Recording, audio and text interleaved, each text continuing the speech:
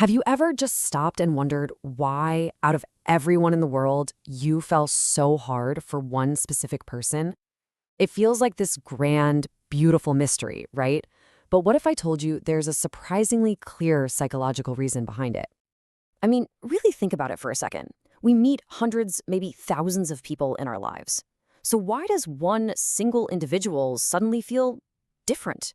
Why do they have this magnetic pull? It's not random. The answer is actually hiding deep inside our own personal history. And honestly, understanding it might just change the way you look at love forever. And here it is. This is the core of it all. We don't really fall in love with people because they're perfect or because they check off all the boxes on some logical list. We fall for them because on some deep, subconscious level, they offer us a feeling, a type of love that we were missing a long, long time ago.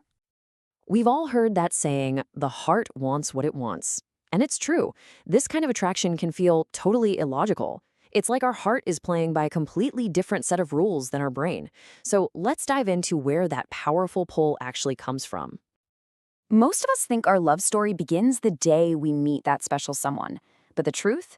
The blueprint for who we're drawn to was actually sketched out when we were kids. It's an echo from our past.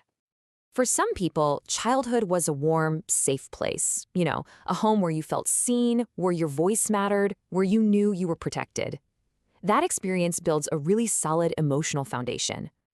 But for many others, it wasn't like that. Maybe childhood was quiet, a little too quiet.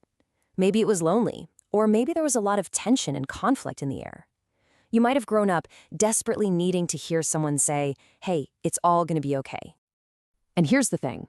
As a kid, you don't really process why a parent is distant or stressed. You just feel it.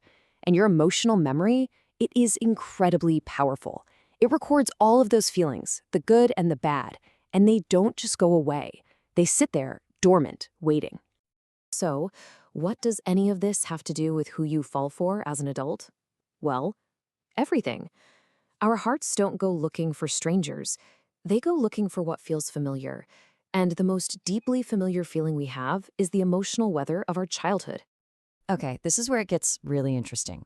Look at how this works. If you grew up feeling kind of on edge, you are going to be so powerfully drawn to a person who just exudes peace and safety. If you felt invisible, and then someone comes along